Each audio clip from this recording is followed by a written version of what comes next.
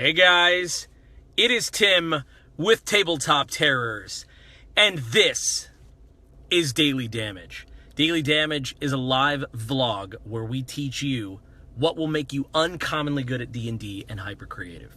My name is Tim. I run the channel Tabletop Terrors with my brother James. Today, we're going to jump right in. We are jumping right in. We're going to talk about the two most simple but underused sources of insanely potent conflict in RPG world building. You're going to leave here with at least 3 brand new ideas to build your world, and that's a promise. But first, a Tabtarian toast. I want you to raise your drinks with me. We say, may you mend the first break. May you kill the first snake. And may you conquer everything you undertake. Slancha. All right, so here we are, 2017. We're in the middle of world building. Everybody is always world building. You're world building, you're world builders. And I think one of the biggest things I hear all the time, whether you say it out loud or you say it, through the periphery of your posts, is you need to know what your villains are doing. You need to know what the world is doing. I think that most RPG worlds, unfortunately, are a lot like a board game in that the board is set and the pieces sit in your imagination. In your minds, the orc army sits on the game board waiting to be moved. The giants sit over here. The heroes are here, and you're just like, okay, your move, And so what we're going to talk about today is how to make the world alive using these 2 insanely potent things. Let's go to the chat. Lionel is here. Dustin is here. Jacob Norman. I missed your face. I missed your face too, man. Drake Warren is here. Good afternoon. Thomas Carpenter. Hello. Alan Holloway is here. What's going on, everybody? It is 2017. I am fired up. And today, let's walk away from this with more robust and interesting worlds. I think that we are capable of this. So here they are. Right? And they're going to seem very simple. They're going to seem very basic. Food and water. What? Bounce rate? No, seriously, hear me out. We're talking about these post-apocalyptic villains, these evil master plans with, even the Death Star, all these things that you can imagine, like, oh, what's my villain's plan? Well, listen. Creatures need food and water or they will perish. There's no question about it. So if you put those things in contention, then there's immediate conflict. And I'm talking on a big scale, on a massive scale. So here's things we need to do. I'm going to ask you 3 questions that are going to make you think of your gaming world differently. Think of your campaign world as I'm doing this. But this, we have to drill down because that's good general advice, but at Tabletop Terrors, we're about some specific, actionable mojammy. Let's take it down. So let me ask you this. Where do your dwarves get their food? Right? Do you imagine dwarven farmers? Really? Do you? If I say, hey, what are the dwarves in your world?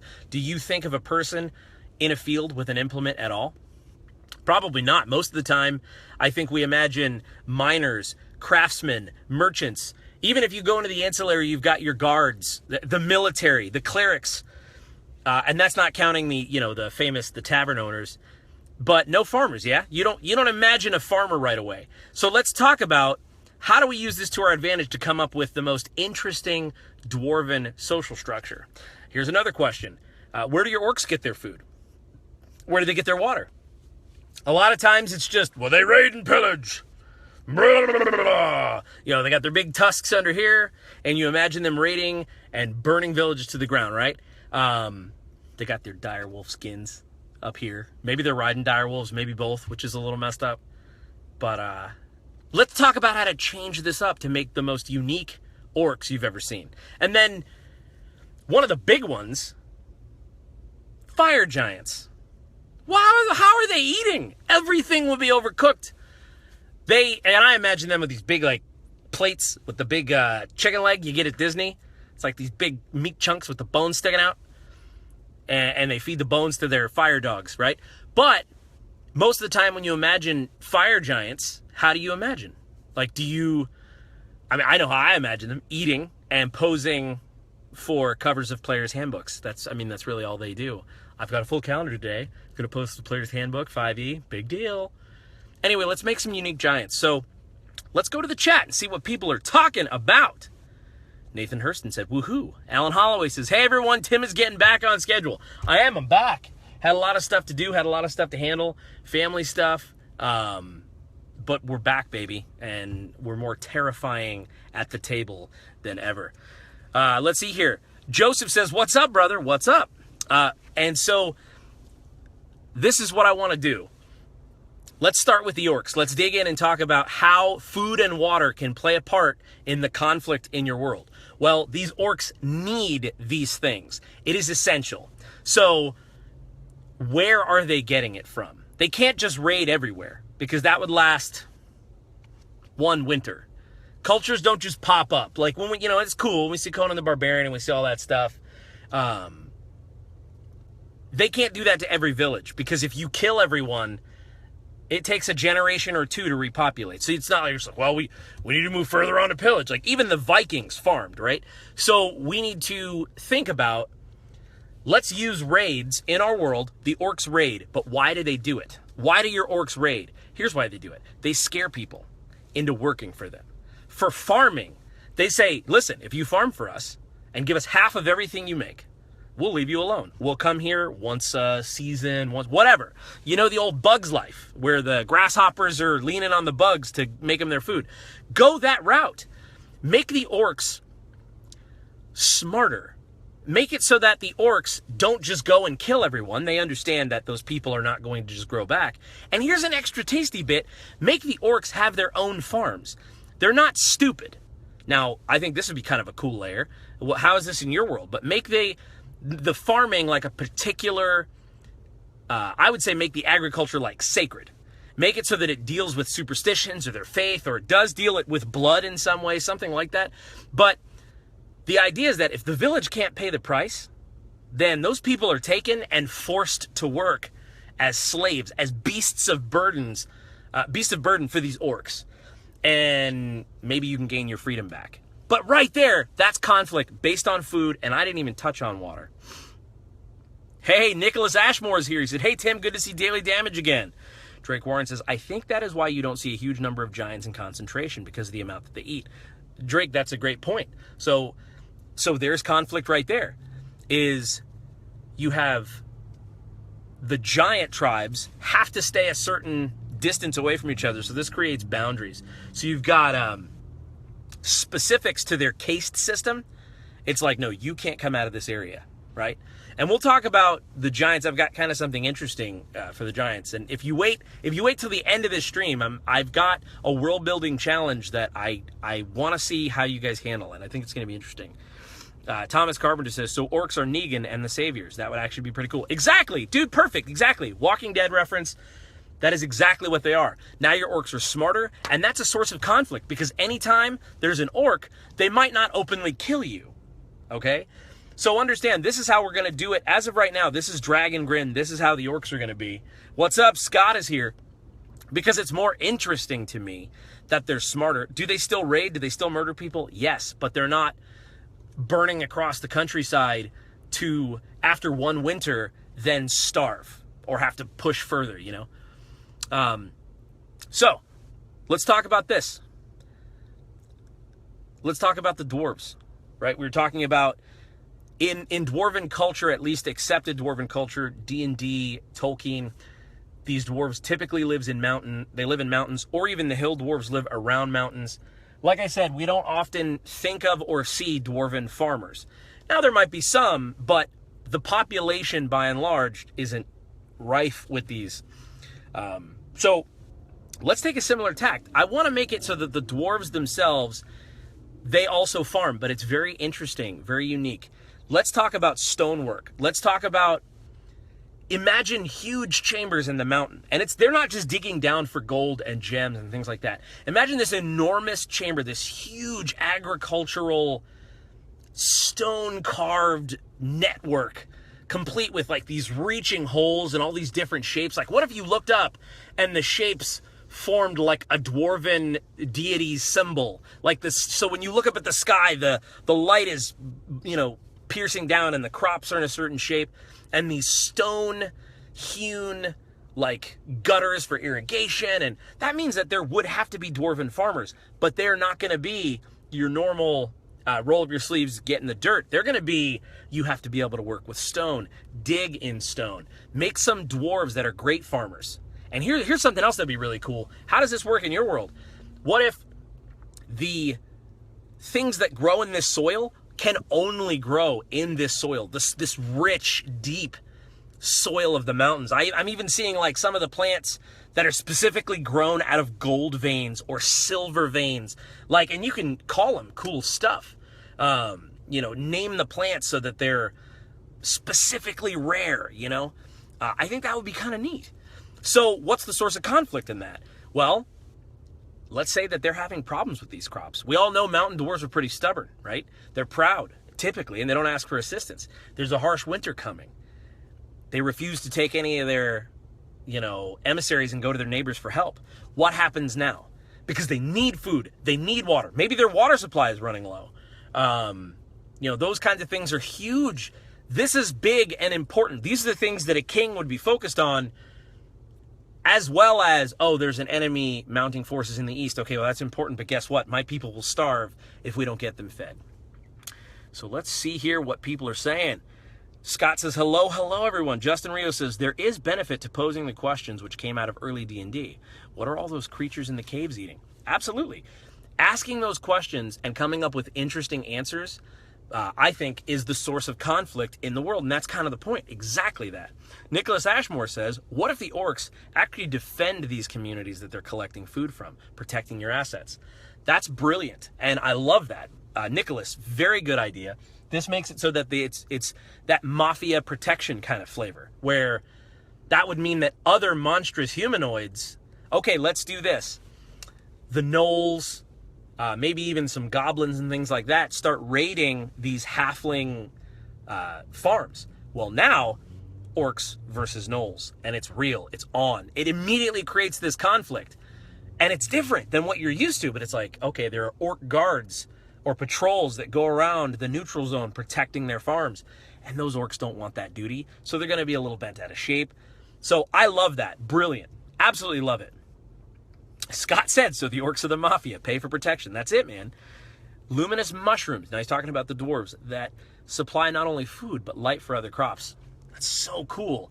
And the way that they would do it, I think, would be these...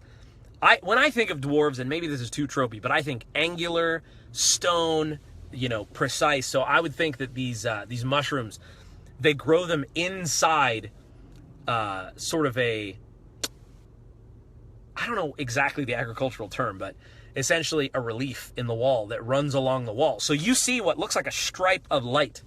It's a stripe of blue or greenish light, and behind it is the luminous mushroom. So it's not just like they messily or sloppily grow these mushrooms along every wall.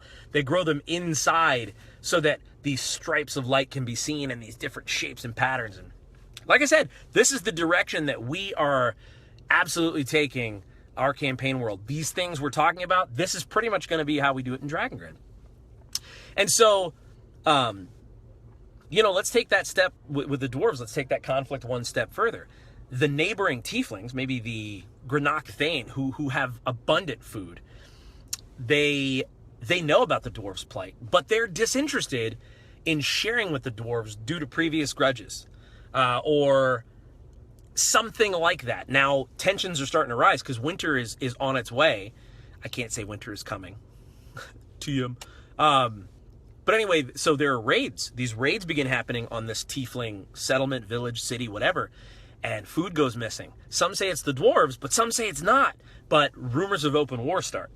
Immediately, conflict based around food. If you don't have food, if you don't have water, then that's your first thought. That is the first thing you need to seek out, and it's the first thing you need to secure, or else all of your other evil machinations will not come to fruition. It's impossible.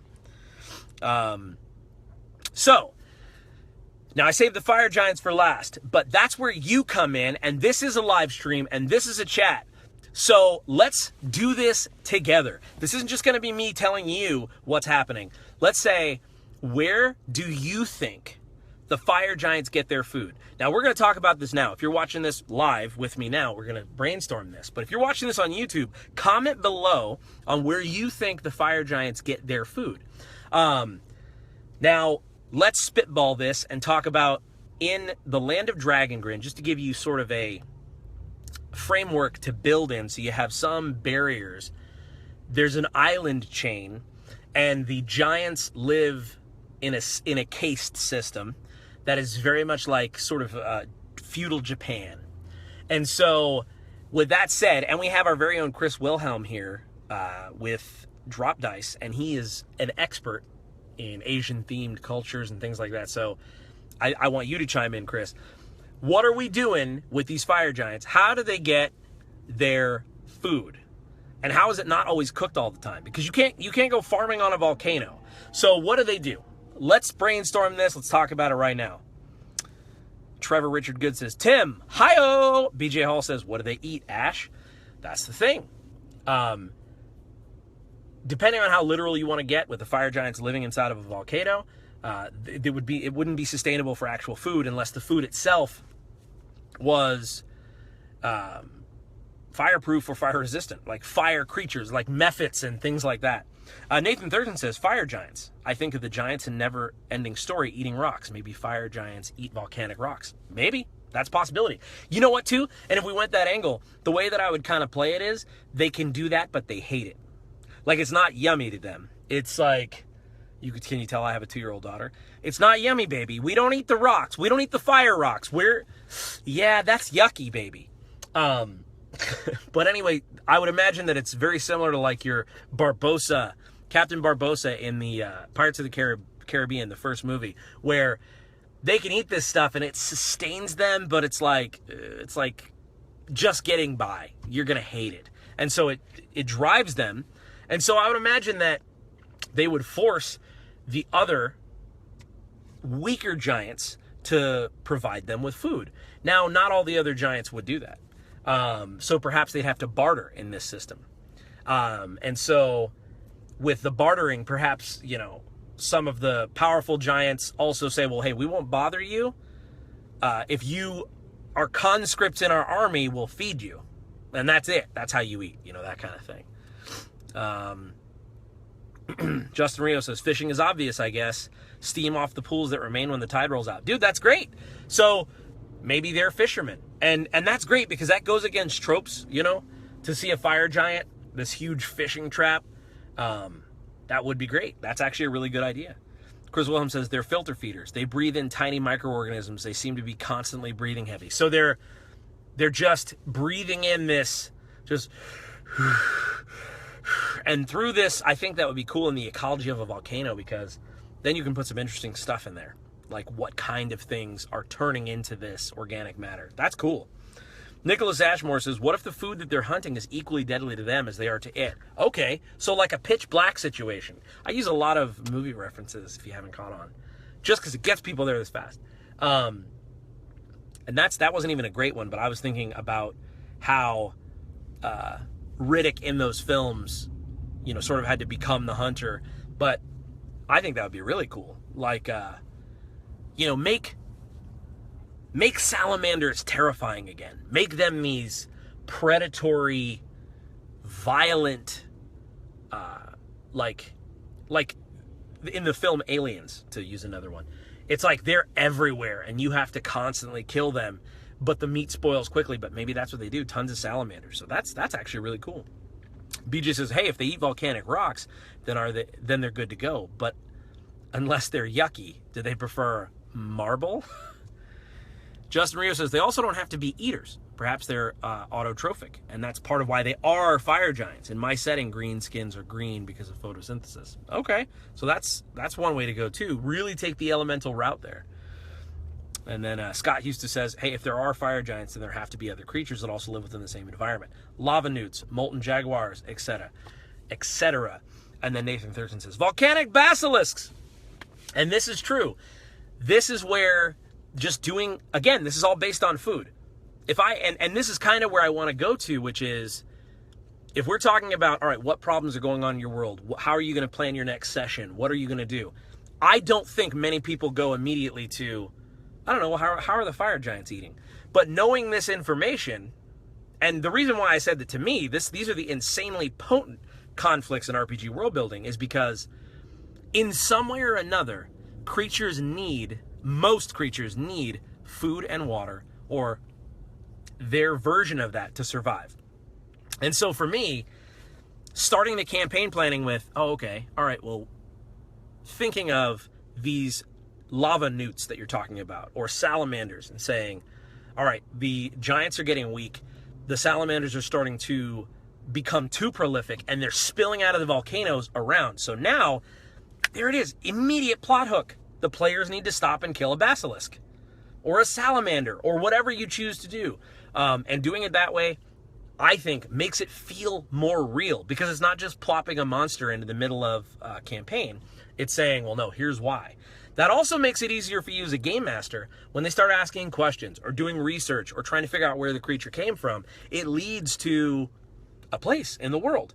This is the volcano chain that the fire giants live in, and these salamanders are coming out of there like crazy. So what are you going to do? Let's see here.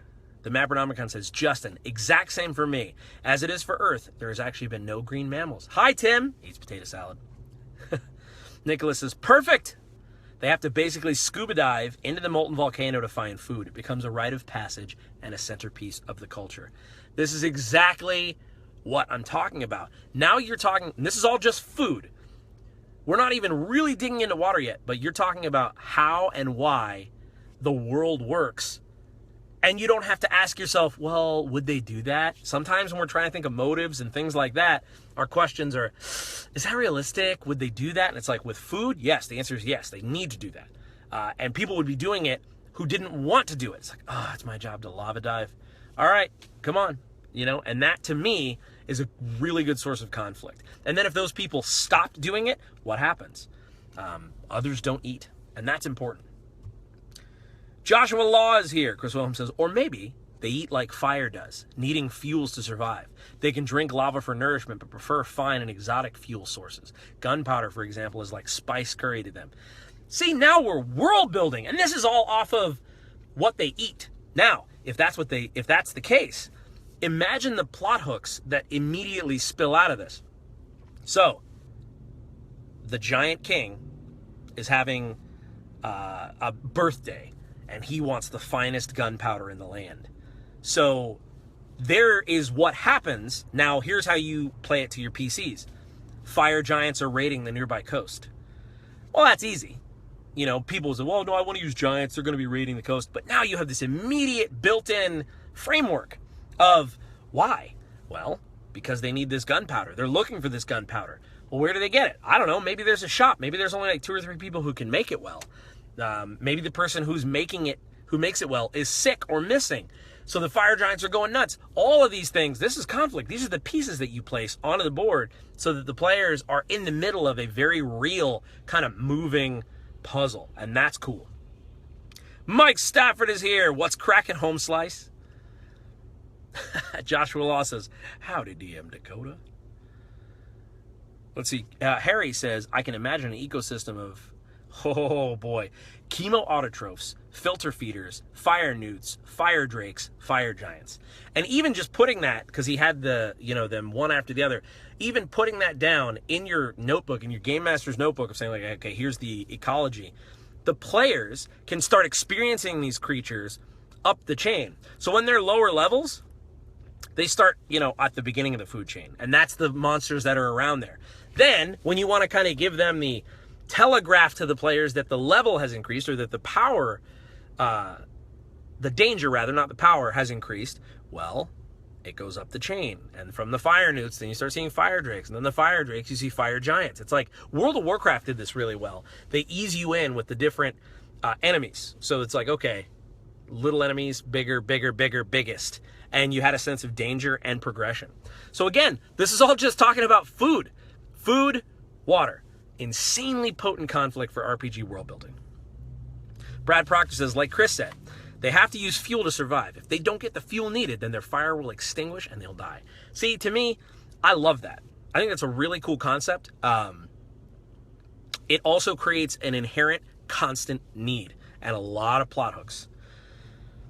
Scott says they teen to ash and burn out over time like the dwarves turn to stone. Oh, turn to ash. Oh, dude, that's sick. Mapronomicon says, this is right up my alley. Great stream. Love world building, for instance. My dwarves cure everything and season their food and beer with saltpeter and garnets. Dude, that's great. And thank you. I'm enjoying this. Now, I know that we're at the pinnacle. I know that we're kind of at the top, but I think we've said a lot, and I think we all have some homework to do. So here's the homework for everyone for your world. I want you to take those same cultures, the dwarves, the orcs, the fire giants. We talked a lot about food, and we touched on water a little bit, but here's what I want your homework to be. And this is that world building challenge I was talking about, that I want you to comment below, whether this is on Facebook or YouTube, comment below and ask yourself, what do they do for water? How do these races sustain? How do the dwarves get water? Is it mountain wells? I'm not going to help you. This is your homework. The water. How do the orcs get water? And how do the fire giants get water? And I will ask one question. Is it always boiling? Because I think that would be super cool to see a fire giant drinking a tankard of boiling water just like it was normal. So if you want to be uncommonly good at D&D and hyper creative, that's what we're all about here at Tabletop Terrors. Be sure to subscribe and like our Facebook page. But I love you all. It is great to be back. This has been Daily Damage. And until next time, may your dice roll high.